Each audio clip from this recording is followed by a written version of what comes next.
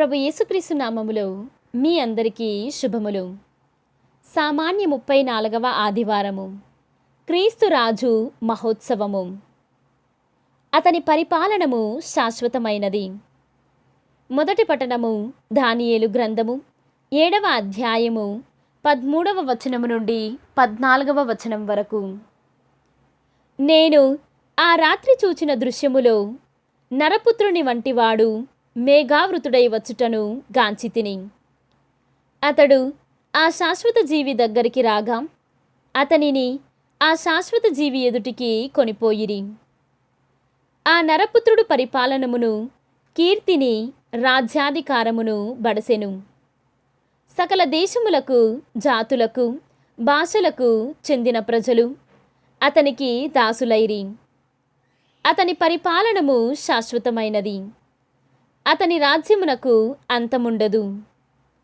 ఇది ప్రభువు వాక్కు. సర్వేశ్వరునికి వందనములు. భక్తి కీర్తన. ప్రభువు రాజు, అతడు ప్రభావమును బట్టను వలె ధరించెను. భూపాలరకు ప్రభువగు యేసుక్రీస్తు దేవుని సేవించుటకు మనలను యాజక రాజ్యముగా చేసెను. రెండవ పఠనము పునీత యోహాను గారు రాసిన దర్శన గ్రంథము 1వ అధ్యాయము 5వ వచనము నుండి 8వ వచనం వరకు. విశ్వాసపాత్రుడగు సాక్షియు, మృతులలో నుండి పునరుత్థానము నొందిన ప్రథమ పుత్రుడను, భూపాలురగు ప్రభువును అగు యేసుక్రీస్తు నుండియు మీకు కృపయు శాంతియు లభించునుగాక. ఆయన మనలను ప్రేమించుచున్నాడు. తన రక్తము ద్వారా మనలను పాప విముక్తులను చేసెను. ఆయన తండ్రియగు దేవుని సేవించుటకు మనలను ఒక యాజక రాజ్యముగా చేసెను. యేసుక్రీస్తు సదా మహిమాన్వితుడును శక్తిమంతుడును అగునుగాక. ఆమేన్. ఇదిగో, మేఘమండలము నుండి ఆయన వచ్చుచున్నాడు. ప్రతి నేత్రము ఆయనను చూచును. ఆయనను హతమునర్చిన నీవును సమస్త జాతులను విలపించును.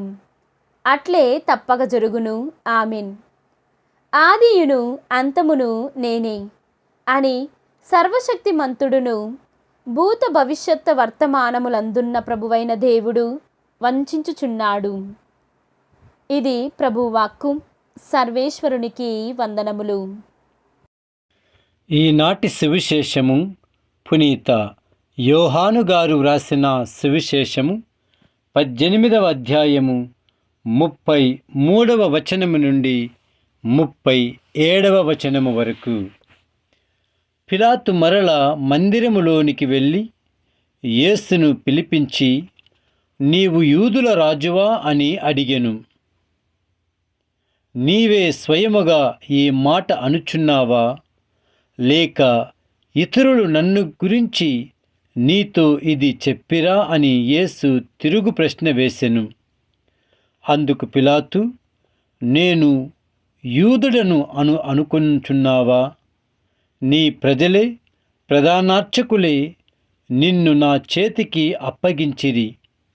నీవు ఏమి చేసితివి అని అడిగెను.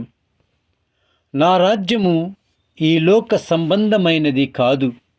నా రాజ్యము ఈ లోకమునకు చెందినదైనచో నేను యూదుల చేతులలో పడకుండా నా అనుచరులు నా పక్షమున పోరాడివారు. కాని నా రాజ్యము ఈ లోక సంబంధమైనది కాదు అని యేసు సమాధానమిచ్చెను. అందుకు పిలాతు, అట్లయినా నీవు రాజువా అని అడిగెను. నేను రాజునని నీవే చెప్పుచున్నావు. నేను సత్యమునకు సాక్ష్యమిచ్చుటకు జన్మించితిని. అందుకొరకే ఈ లోకమునకు వచ్చితిని. సత్య సంబంధులందరూ నా మాటను ఆలకింతురు అని ప్రత్యుత్తరమిచ్చెను. ఇది క్రీస్తు సువిశేషము. క్రీస్తువా మీకు స్తుతి కలుగునుగాక.